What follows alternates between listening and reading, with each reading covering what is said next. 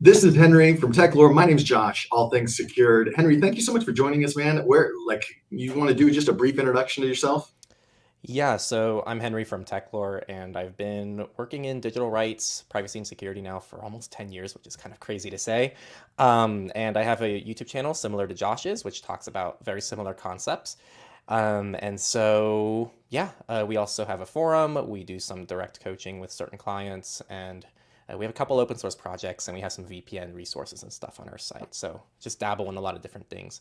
Oh, and you definitely seem to like the podcast I do with Nate, which is Surveillance Report, which is our weekly news. That's what I've heard you talk about the most, I think. So, Well, I, yeah. I think it's something about the podcast medium that really helps you connect with somebody. Like even the YouTube medium.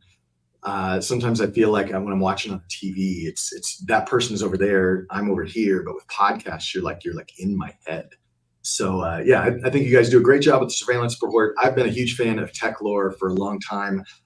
So if you have not seen or been on that channel, you can find everything with Henry here at Techlore for the YouTube channel. He talked about that forum, which is fantastic. It's discuss.techlore.tech. And then, of course, he's got his websites, both personal and the Techlore side. So if you want to go check those out.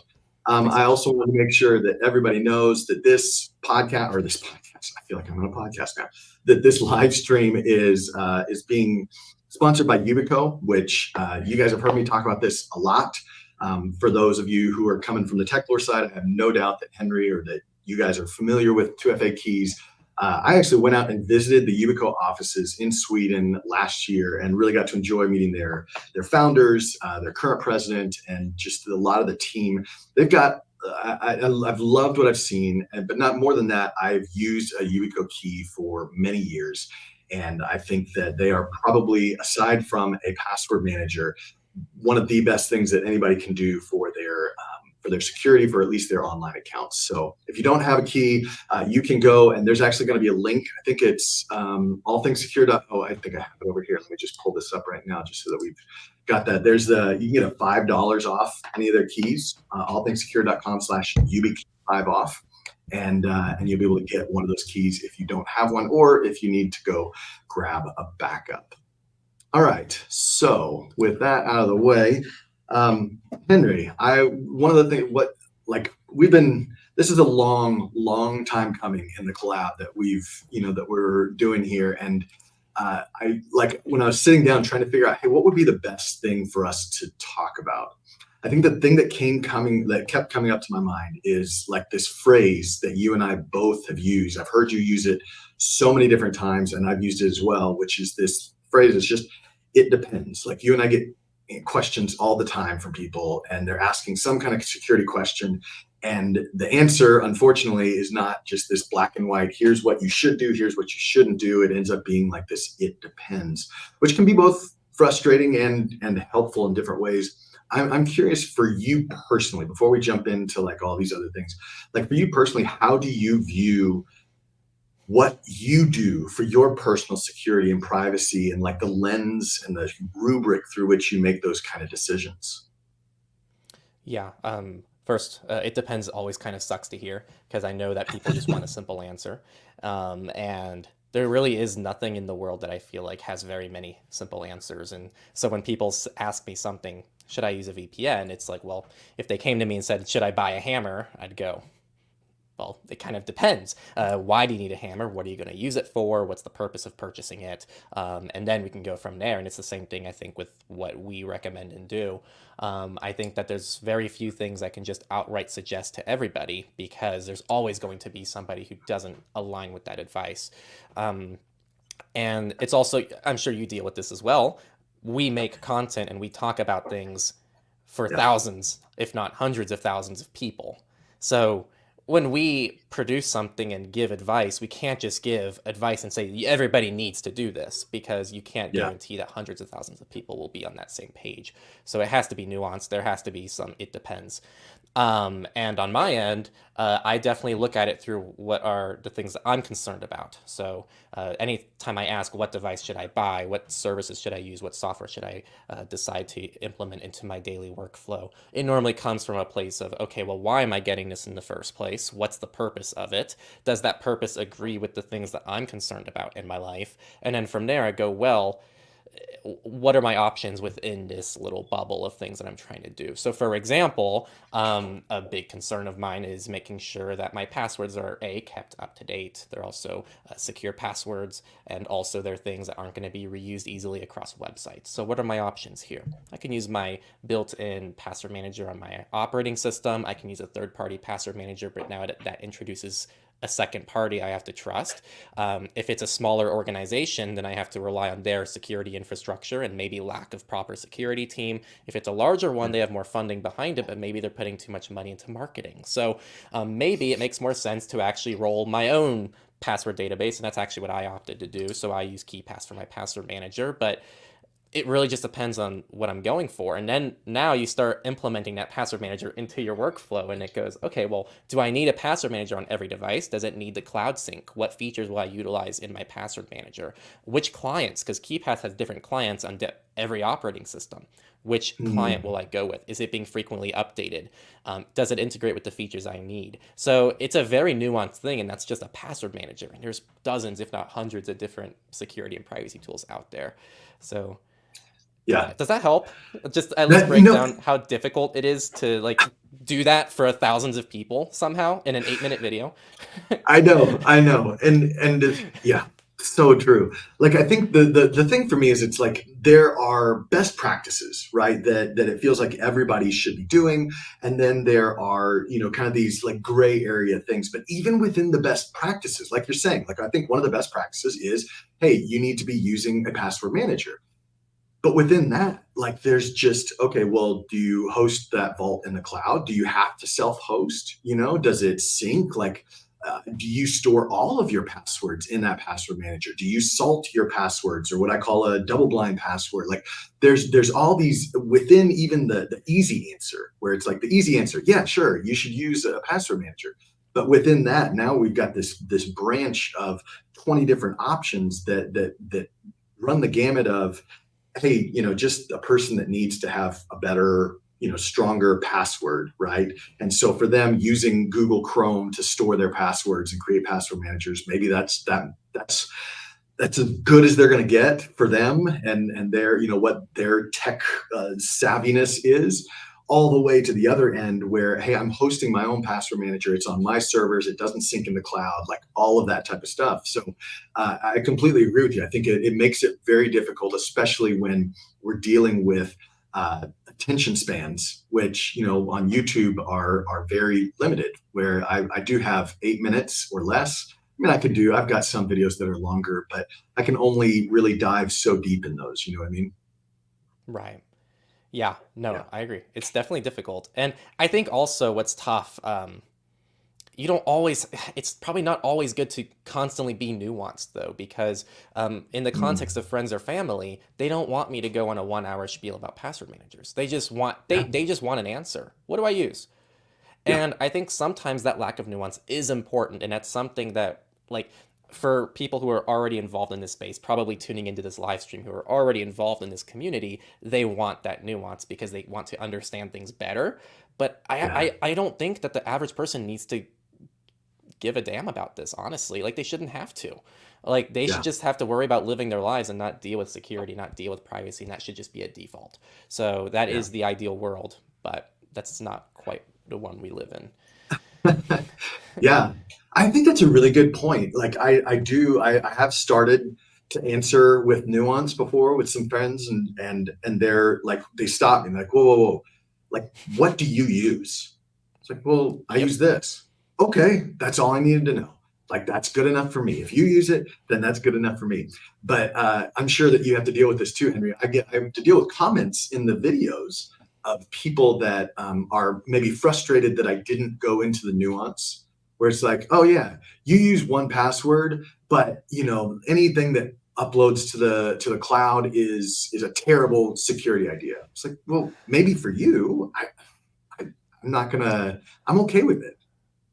Right. And also, I feel like the comment sections is always hard because I feel like there are things that make sense when you read them at first glance. Something like the password manager. It's like, well, yeah, you don't want, in theory, your passwords accessible on someone's cloud that can be broken into, but that's not how it works, right? Because the encryption's done on the client side. So actually, it's still local in a way because one password can't see what your passwords are. So yes, there is a little bit of a handoff of trust, but if you can trust the code that's running on your device and you're trusting that everything's encrypted locally before it touches the cloud, then really it's just in transit.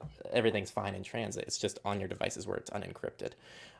Yeah. And so when you explain that to people, then, and for the record, I don't use a cloud-based password manager, but I Mhm. still don't think they're a bad option for people because I think it's unrealistic to expect the average person to have to somehow manually sync their password manager every week when they add or remove a password or change a password. It conflicts because if we're going to suggest people consistently like check their password to make sure they're not breached, and when they are breached, change them, now you're also asking them to manually change it on 8 devices instead of that being automatic, which is now making it harder Yeah. for them to have better practices. So, yeah. Yeah. I don't know if you probably So, deal with all of these things as well in your oh, life.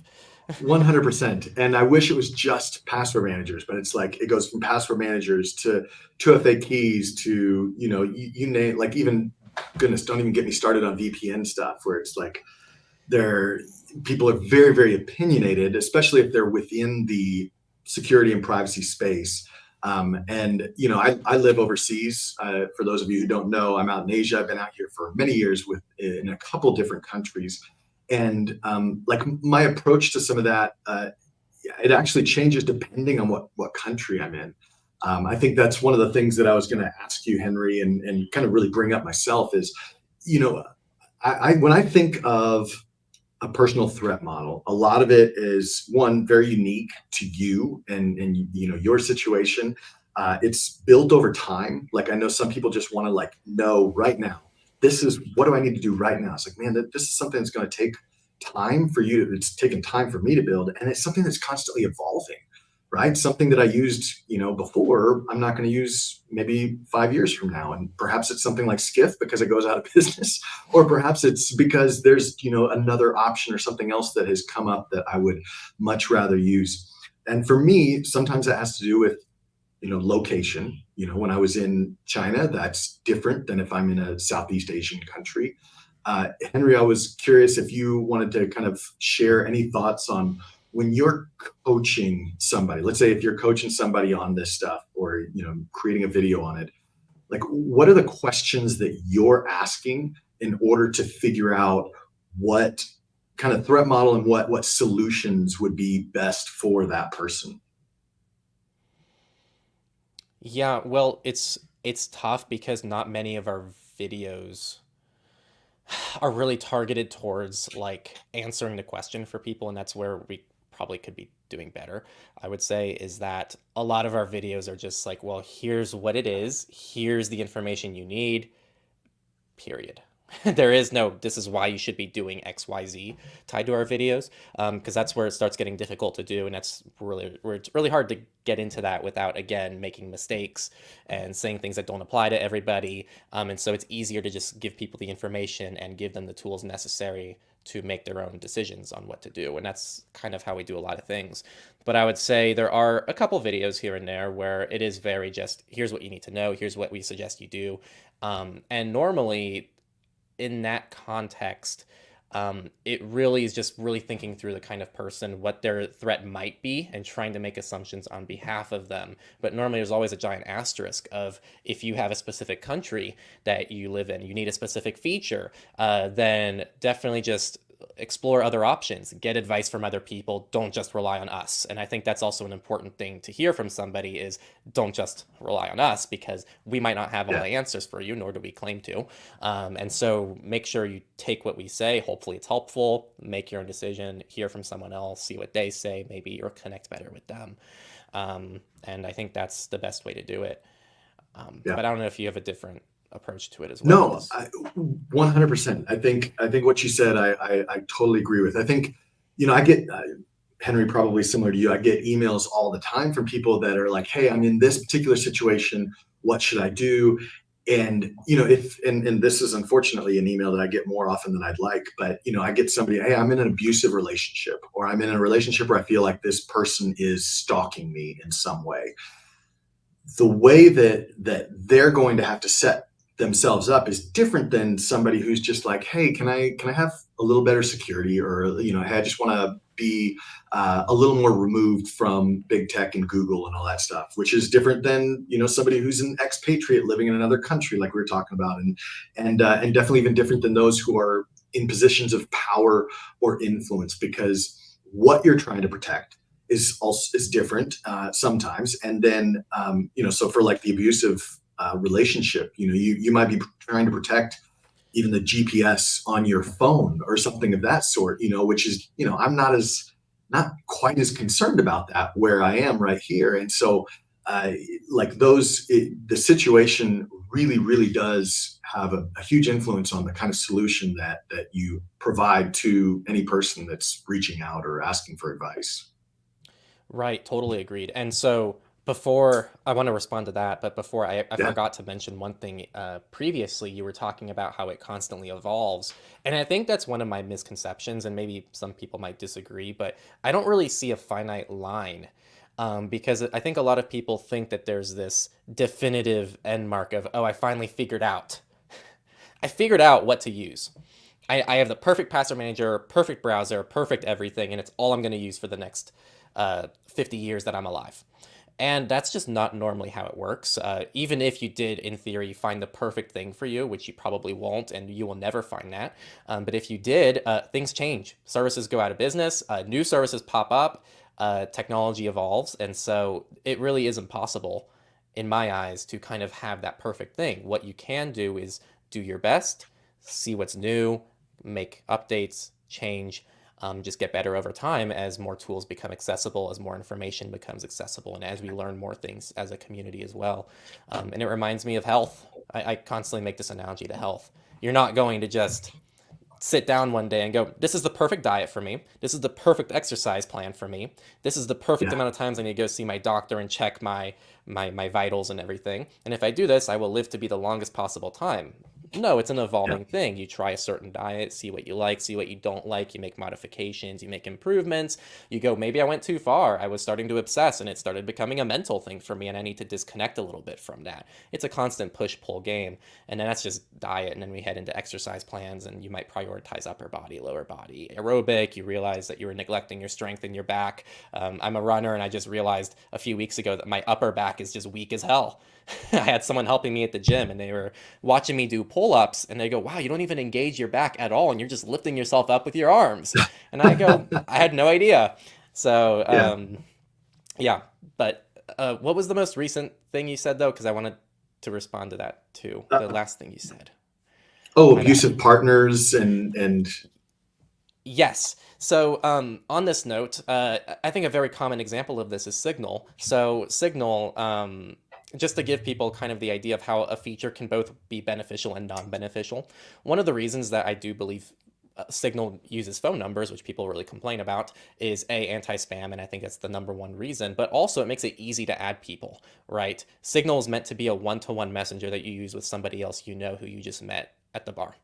And when you do that, you don't want to have to do this crazy nonsense to add them, like Matrix. And Matrix has a lot of cool things going for it, but to have to explain to someone, okay, you have to choose a Matrix client, you got to choose a Matrix home server, you got to register, and my home server is probably going to be different than yours. And then here's what you need to know about how to use it properly. People just want to message you, and it needs to be taken care of by default. And that's not to say both tools can't exist and they don't have their place, but that is something that indirectly benefits everybody's security because it's simple and it's easy to use. On the other hand, until recently, so now that Signal has dropped usernames, you can actually hide discoverability by a phone number now, which solves this yeah. issue. But as of Yeah. 2 months ago, um, it was really bad if you used Signal, because if you join Signal and your abuser, this is something I've talked about in the past, your abuser has Yeah. Signal, they'll be notified that you joined Signal. So that phone number Yeah. requirement now works against you in this very specific situation. And that is not a good thing for that one situation, but in almost every other Mm. situation, it's not a terrible thing. And so that's just one example of how a feature, just one feature within an app, can actually be detrimental to your security. That is now Yeah. again resolved. Signal has released usernames. They also gave you the feature to disable discoverability with your phone number. So you can just turn that off in your Signal settings. Don't have to worry about that anymore. But that's just one example. And we can probably find countless of these examples in tons of different Yeah. workflows where a feature is generally good, but it's actually awful in another situation too. Yeah. So Well, and I tend to think too, and this is something that I preach to those of my friends that aren't necessarily like deep into the security and privacy community. It's just like the best security or privacy measure is the one that you're actually going to use and do, right? adherence. I can Yep. set you up with all this stuff, but if you're not actually going to use it, then what's the point? I mean, I'm still in the current, I'm currently testing. It's been a while for me, but it's taken a while. Like a graphene OS phone. And it's been fun. I've enjoyed it, but I'm still on that journey. Like I still haven't been able to make that switch away from my iOS app. And part of that is because all of my family, I live overseas. And so, my family's back in the United States, and I want to, I'm sorry, I'm getting all these different comments from people who are saying sound levels are off. If that's the case, please let me know in the comments. I apologize. But anyway, I want to, that iOS iMessage going back and forth has been really like, it's going to be hard to give that up and to try to get my mom to get on Signal. It's not that bad, but like she's using iMessage, and it's like it's really going to be hard not to It's a not to friction do point. that. Yeah, Yeah. exactly. And you're also now burdening other people. That's something that I'm also trying to navigate too, is if I have to increase my security, but it burdens the people around me and it's a net loss to everybody around me, is that something I should be implementing in my life? And so that's something that's tough as well to always think about too, is like how your privacy and security journey is impacting the people around you. And if it's too much of an inconvenience for them, then it's probably not a net gain. But on the topic of what you're saying too, with friction points, let's say, I think it's good though for people who are here, who are tuned into this podcast or this live stream, sorry. That's all right. It's good for them to, I think, find what's too extreme and Yeah. just acknowledge that.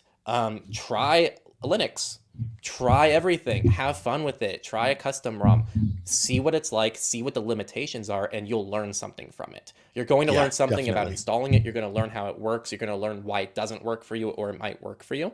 But I'm sure you're learning now, well, here are the 5 reasons why this operating system doesn't work for me. And now you kind of realize now, well, now I realize I have this dependency on a messenger. Is that a good thing? Is that a bad thing? And now you start asking these questions. And from there, maybe it's less of I'm moving to a different operating system, but it's more of I need to move to a different messenger so that I'm less tied to this ecosystem. And I'm not saying you necessarily should do that, Yeah. but I'm saying in Yeah. general, like that's where my mind goes when I'm dealing with issues like this as well. And data portability is also just a big topic Yeah. in conjunction with this, I think. Yeah. Makes sense. Okay, so I want to shift just a little bit, which first of all, by the way, thank you to those who left comments about my audio. I had the wrong microphone actually set up. So hopefully this sounds a lot better. When, there's different ways to look at your threat model. And for us as content creators or, influencers, however you want to look at it, I have to look at it both from, me personally, like what I do. And then I have to have like a separate model for how I evaluate new software that comes across my table. Right. And I'm sure you're like this as well. There's constantly something like, heck, I could fill pages of things that are people like, hey, have you tried this? Have you done this? Have you tried this software? And I can't do all of it, but I do have to select some, and those have to go through somewhat of a, some kind of rubric to say, will I trust this company? Is what they're doing, valuable? And so I wanted to know very selfishly from, my point of view for you, like, what are the kind of the criteria that you have when something new comes across your table and you're having to evaluate whether or not this is a useful tool or a good company to be working with? Yeah, well, I'll start with what's more public facing because we actually do publish criteria for our resources. So if you go to Okay. techlore.tech/resources, on the very Okay. top, it's gonna go through like I think it's 10 different things in our criteria that we look for, and it's things like how long they've been around. It's gonna be things like are they open source? Do they do consistent security updates? Is it a public team? Different questions like this, and these are more objective measurements. Where I think it might be more subjective is just experience, and I'm sure you're already getting a knack for it yourself. If not, you probably have already had a knack for it for years. I don't know what I'm talking about. But like when you get emails from all these companies, you start looking into them and you go, okay, now I know that people who send emails like this that clearly are there just to be marketing spam and are just trying to get people to sell out for this ridiculous 30-second sponsor segment that has nothing to do with anything. Yeah. Um, then it's like instant red flag. Don't even need to respond. It's full of crap. And so you definitely just get a knack for it, which I'm sure you, again, like you probably experienced this as well. But on my end, it really is also just presentation and branding. And I think marketing is for me just a clear giveaway as to what a company's priorities are.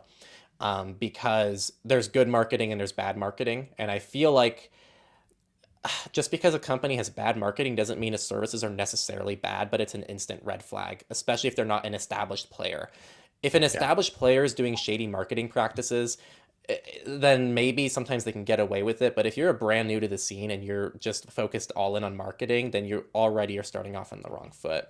And I think one of the most common places I see this is, as an example, Signal. Signal, to say that Signal isn't like one of the I know I've been talking about Signal a lot, but it's just an easy example because they really rock it, right? Signal's encryption is so good that every other company at this point who's using end-to-end encryption is pretty much trying to do what Signal does. If not, they're utilizing Signal's encryption. Facebook Messenger uses Signal's encryption. Google and RCS is using Signal's encryption. It really is kind of the gold standard right now. And for somebody to come forward and say what Signal's doing isn't good enough, what I'm doing is better, has a certain connotation to it of interesting. Like you better be doing a damn good job and justifying why it's that good. And it's Yeah. quite the claim to make for me. And so it's also knowing the context of claims and really appreciating the tools we have.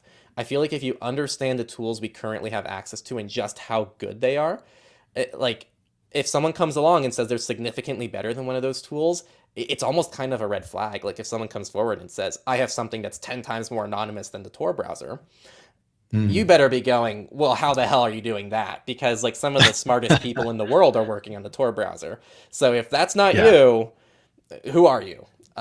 So I know that's Yeah. kind of a bit of a tangent. I don't know if something there can help people see, but I'd say there's the objective criteria, which I've already listed out, and it's things like how long they've existed, are they open source, that kind of stuff. And then there's more of just my Yeah. personal views and my subjective stances on things like that, which I'm sure you have both of them as well. Yeah. Yeah. That one about how long you've been in the market and serving customers is a hard one because it puts new companies at a huge disadvantage. And yet, the community has been burned time and again by companies that just can't maintain the funding. Like it's this chicken and egg thing. They need the customers in order to, justify the spend and the burn and all that stuff in order to grow. But it's hard. And I think, even just, I was rooting for Skiff a lot. I really was. And I hadn't done, fortunately, like this was not planned or anything because I was actually going to be doing a video on them because it had been like 2 years and I was like, all right, they seem to be, making some traction. I know a lot of people who like using them. I'd been using it for a little while and then boom, out of the blue, they got bought up by Notion. And now, I mean, not just bought up, but like shut down completely, right? So now if you are a Skiff user, you've got to be moving off the platform. And that just makes it really hard. Like it's hard enough to get people to move over to something different than what they've been using. And so I want to make sure as somebody who has even just a small amount of influence, over with an audience, like the people who are watching right now, like I want to make sure that what I'm talking about, is going to be around for at least a little while. And I think that is, it's hard, but it's important. Right. I think And I don't mind name calling because they're public videos and I'm just referencing public videos. But I Yeah. did talk about the skiff thing as well and how like skiff was something I don't know if you saw this, but in our forum community, I want to say it was at least 6 to 8 months ago. Um, Uh-huh. Andrew, who's the CEO of Skiff, was part of our forum community, and these are public posts.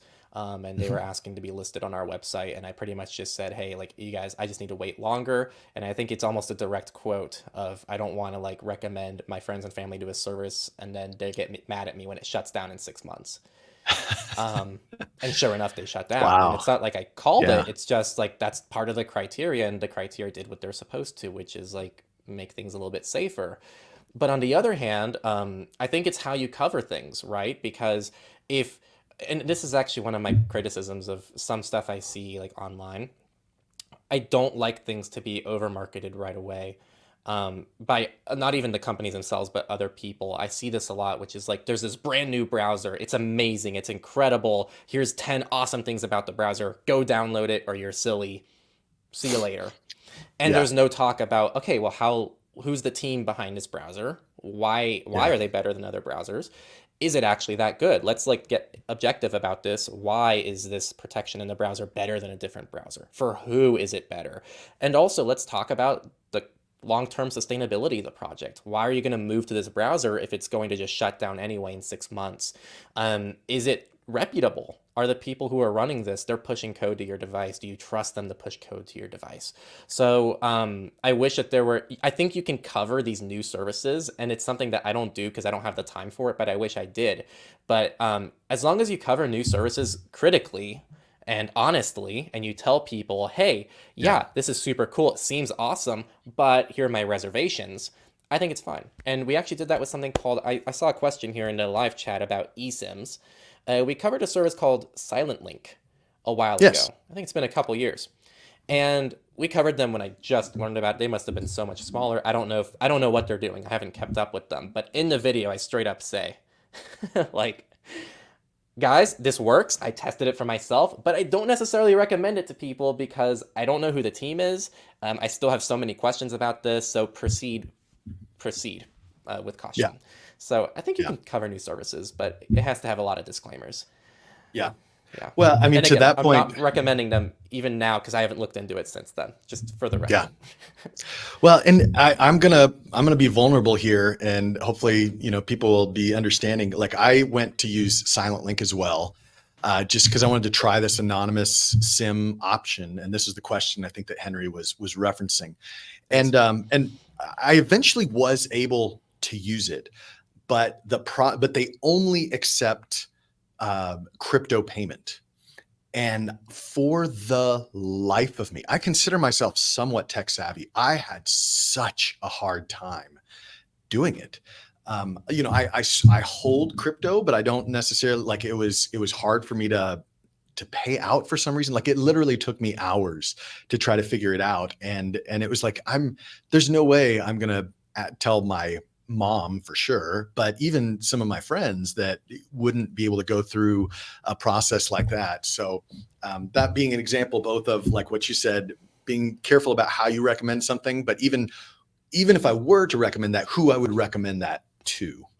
Great point. Yeah, different demographics, different use Yeah. cases. And again, I think this Mhm. is where people just miss the mark because back to Signal. Signal might be perfect for your friends, but it might not be perfect for an anonymity-oriented messenger. And that's where something like Yeah. Briar might be better, where there is no like core unique identifier. In a way, Mm. it's peer-to-peer. There's no central server. There's no one you even have to trust. And so it really is different use cases. And there's very few tools. There's so few moments where I say, just don't use this.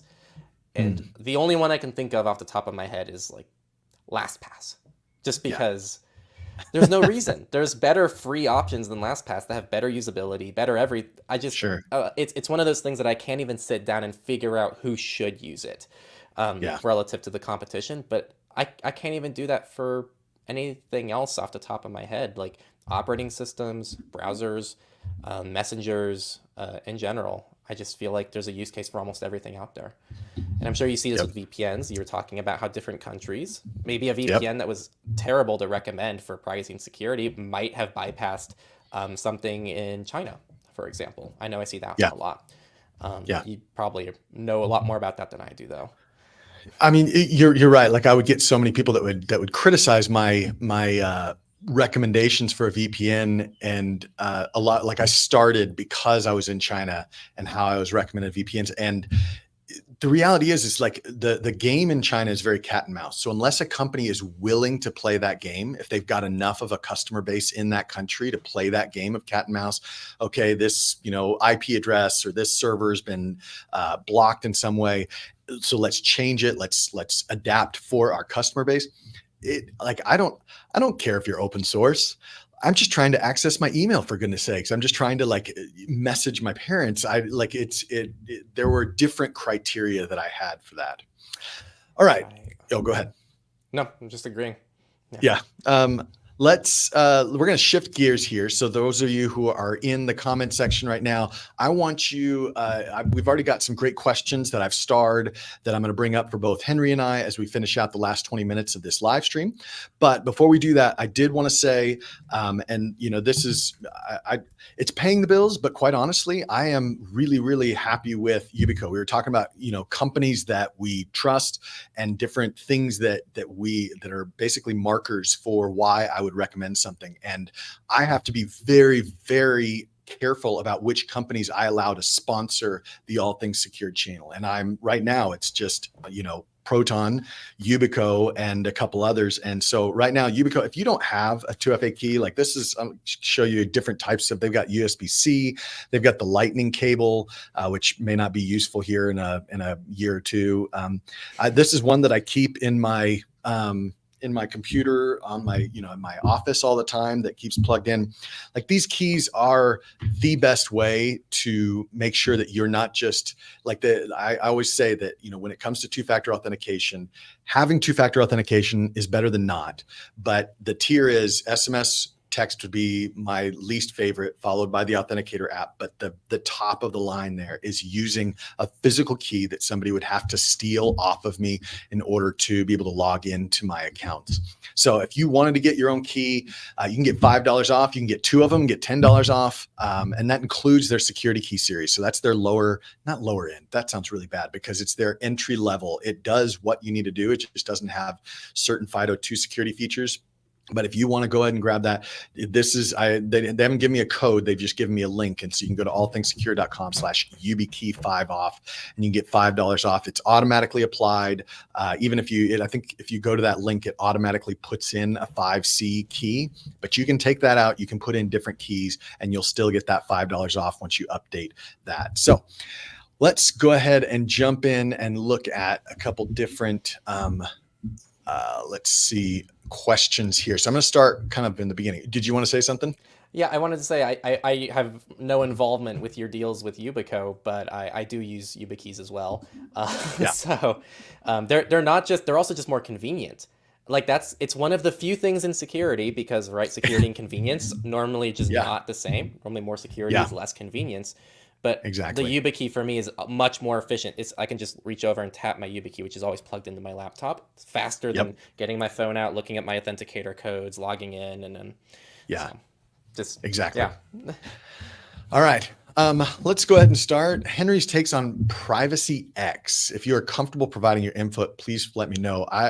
I'll be honest. I'm not 100% sure I know what he's talking about. Do you know what Privacy X is? Nope. Okay. All right. Yeah. Well, then we'll move on. Someone said your deals. I didn't mean that to sound condescending. I just. Oh, no. My bad. No. I hope you didn't perceive it that way. No, not at all. Not at all.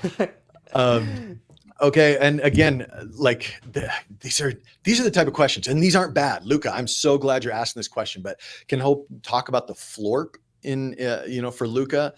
Again, I've never heard of it. Are you familiar with Floorp or however you say that? Yeah, so we've gotten questions about this, and we've gotten a little bit of criticism for this. Floorp, I believe, is a Firefox-based browser, I believe, and it's pre-hardened. Again, someone can fact check me on that, but essentially it's some kind of privacy and security-oriented pre-hardened browser that's gotten a lot of popularity. And we pretty much went forward and said, well, we're not going to be really like doing too much with this until it's around for at least a few months, and we can see more about the team, because if you just go on the website, there's not very much information about the project, and for me, it's not even near the general pass the test of time. And also, if you look at things like objective measurements, if you go on something like privacytests.org, you don't even see it there. And so it's even hard for us to even try to compare it to other options. So I'm not saying I don't recommend it to people. It's just when I'm saying I'm not saying don't use it. I'm just saying I'm not recommending it. And I feel like we got a lot of flack for that, because people were saying you should be trying out these new things. And if I was going to cover it, I'd be doing a proper review of it. But all I've done is live streams like this, where someone asks what I think about it, and my only opportunity is to say I can't say anything about it yet because I haven't like thoroughly looked into it. But also, it's probably not going to be something I just overwhelmingly recommend, because what is it? Who is it? Yeah. Why is it? And also, there's already so many great pre-hardened options for browsers at this point in time, and it's going to be really hard to, I think, outdo those and the great teams behind them. So agreed. But it could be amazing. Yeah. Again, yeah, it could be perfectly great. It could be better than everything else out there. But that's where I'm at right now. No, I think that's a great way to say it. Like, I think, there could be probably lots of questions like, oh, what do you think of this? What do you think of this? And it's really hard to give a good answer to those kind of questions without, without either sounding condescending or too excited about something that's coming out. Guys, make sure you keep those questions coming. We've got plenty of time, and if you want that question, then keep coming. Well, I'm sure you see this too, because on this note, like, there's so many services, right? There's browsers, there's messengers, there's VPNs, there's operating systems, and in each one of those categories, you have like 10 plus services to watch out for. So we have to keep ourselves updated on what all of them are doing. And then people ask, what about this new one? And it's like, I don't know. We're so busy just trying to keep up with the ones we already know about. And so it's asking a lot, I think, to also try to keep up with new services. And it's not to say we can't do it. Neither of us, Josh or I, can do it. It's just, it's hard. So try to have some understanding too on our time. Yeah. And I'm seeing a couple different questions related to specific, now that people said it, I get it. Privacy X being a YouTube channel, or, what is it? The hated one, and all these. And I'll just speak for myself. Henry, you're welcome to go on. I try not to comment on other people's like YouTube. I know how hard it is to be a YouTube creator, or even just a public face anyway. And so I try to do my best not to publicly call out anybody one way or the other, just because I know how hard it is. Yeah.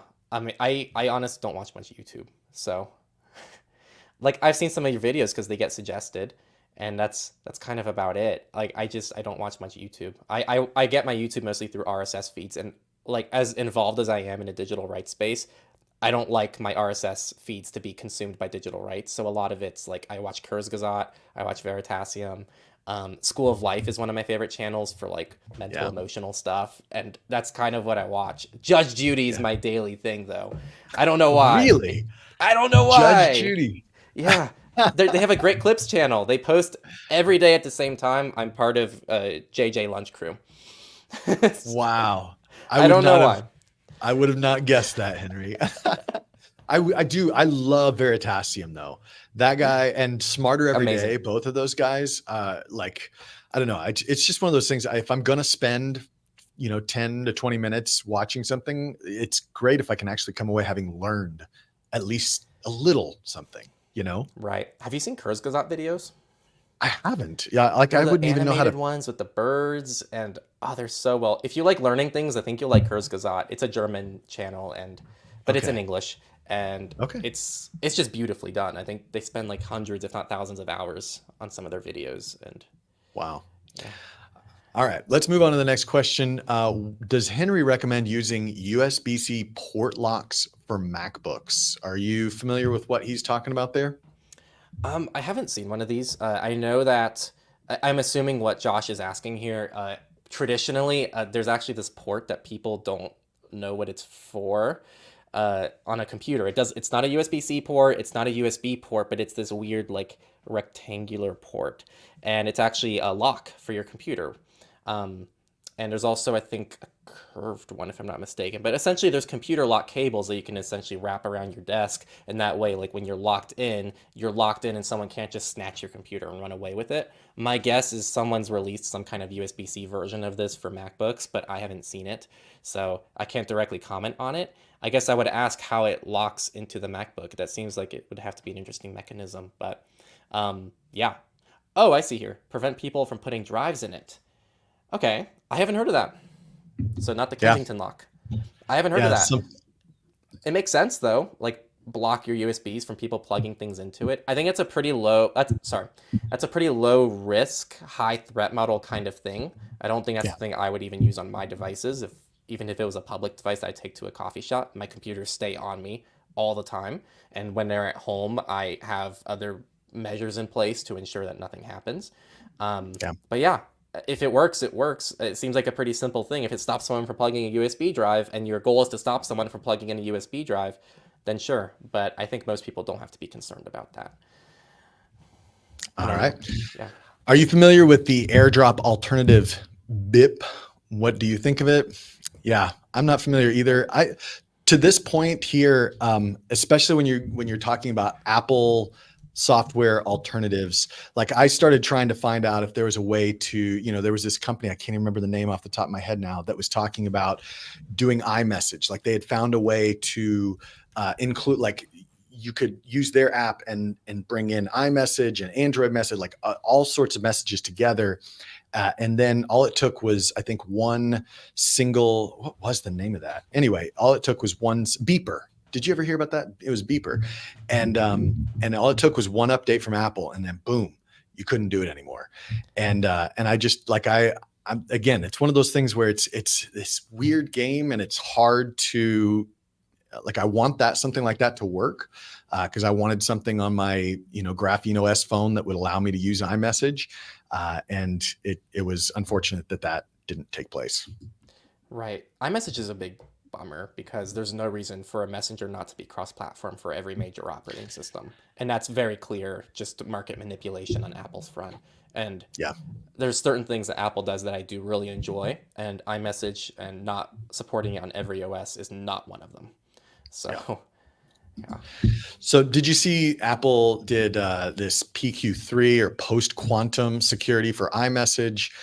Do you think that's going to end up being more secure than Signal? I've actually, I was even talking with Tuda, which is a secure email platform. And one of the things that they were talking to me about is how they've developed this post-quantum encryption.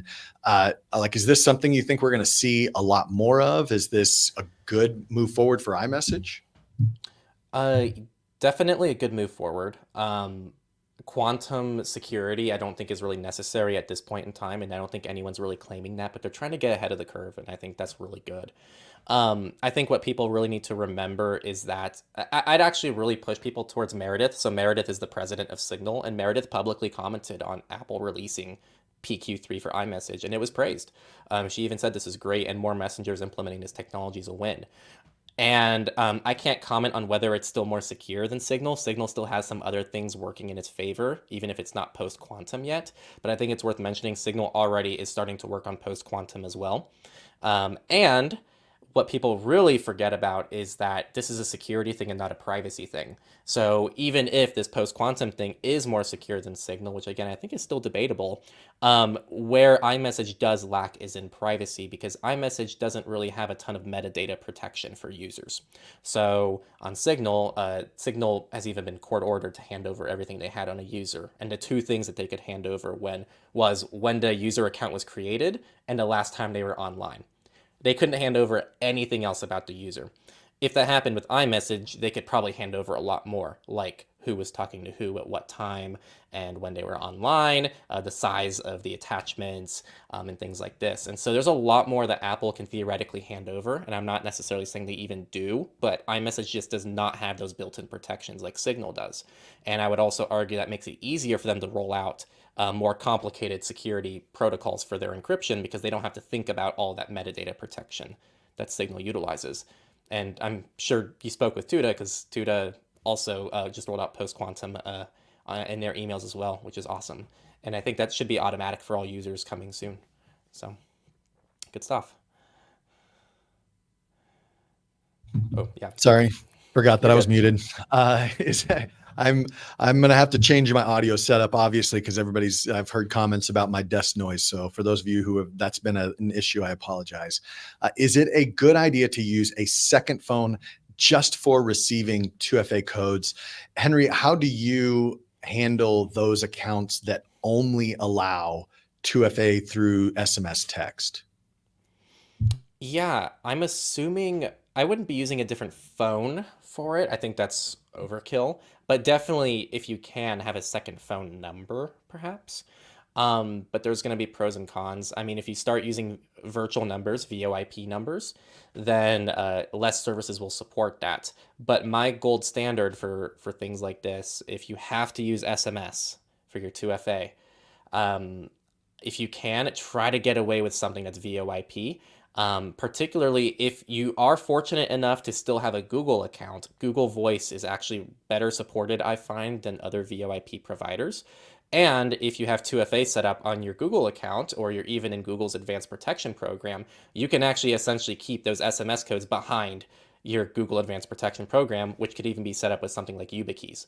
So that is kind of a workaround, is if you're using a VoIP provider, you can almost utilize the security of that provider to keep your SMS codes a little bit more secure. But that's about the best you're going to be able to do.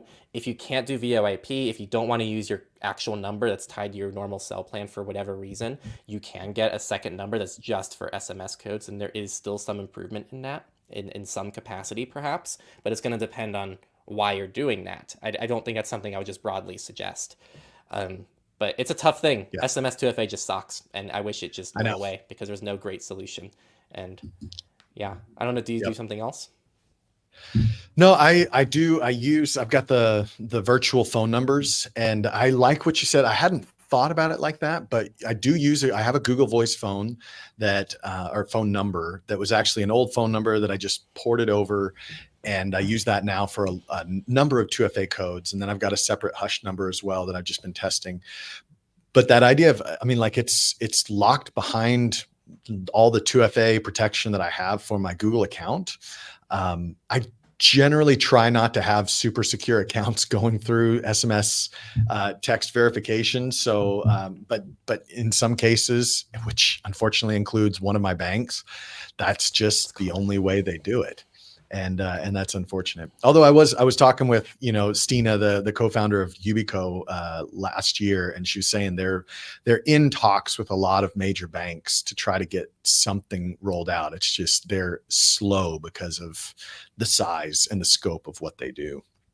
Yeah, that's tough. Banks, I feel like, just take so much time to roll out proper modern features. Yeah. It's a bummer. All right. Well, Henry, this kind of being like a sly way of doing a little promo for you. Go Incognito Premium version 2. When's that going to be released? First of all, for those who in this audience right now who don't know what Go Incognito is, why don't you do a quick introduction and then you can answer the question.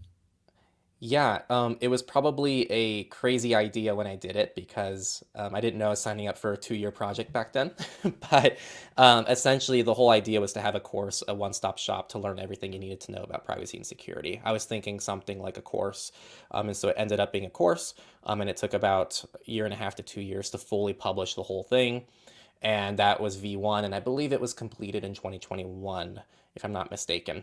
And essentially things change, things evolve, and so I've been wanting to redo that because I would say if you took the first one, and if you still take the first one, you're going to learn a lot of stuff, and a lot of the principles and the ideas will still hold up, and they're pretty much timeless.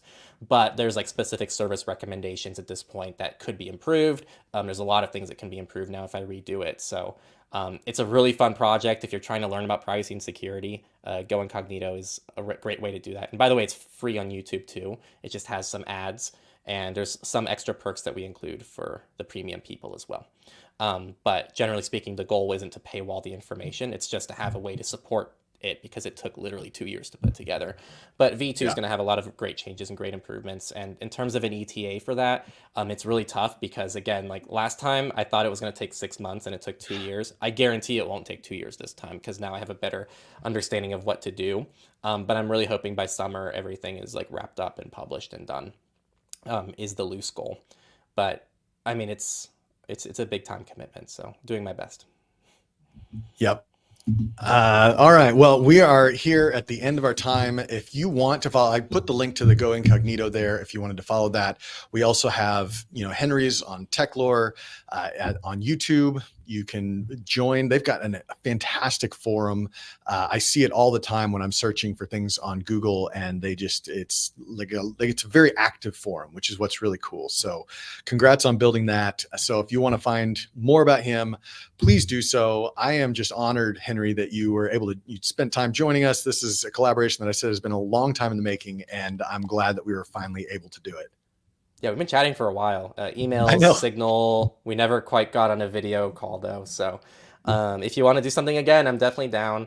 It's an honor too, and I'm so glad that you took the initiative to set this all up. So I really appreciate it.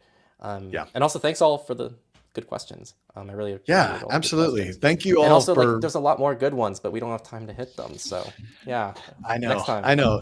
If you want to, go ahead and if you're one of those people that has a question that didn't get answered during this live stream, go ahead and maybe it's hard to go back to the live stream comments and answer those. But once this thing goes live as a video on demand, then you can leave those questions, and I try to do my best to go through and answer some of those. So yeah. Do you have anything else you want to say? Yeah, is it an issue if people leave comments, they can @ whoever they want to ask the question? I don't mind going in with my personal YouTube channel and trying to respond to some comments on this too. Absolutely. Yeah. So that's something you guys can do. You can, you can tag, you just do @ and then Techlore or @ all things secured. And that will tag one of us in the comments section, and hopefully we'll be able to go in and answer those. So a special thanks again to Henry for taking time, and thank you to YubiKey. I know I've said this already, but they've been a very gracious partner. I've enjoyed working with them. I think that they do great work. And if you don't have your own key, you can go and grab that. You can get $5 off using the code or using this URL, allthingssecure.com/YubiKey5off. And you can grab a couple keys there if you want, one primary, one backup. They've been a wonderful partner of All Things Secured, and just a great company altogether. Thank you all again for coming out. I'm grateful for the time, and I hope that you have a good rest of your week. I've got 2 more live streams scheduled over the next couple months, April and May. One of them, I have Naomi Brockwell coming, which I'm excited about. Another, I'm still working. I can't say exactly the company, but I have a CEO of one of the tech companies coming out, and that's going to be good as well. So make sure that you stay on top of that. You can make sure if you're if you're subscribed here on YouTube, you'll hear a lot about that. So thank you guys, and have a great week.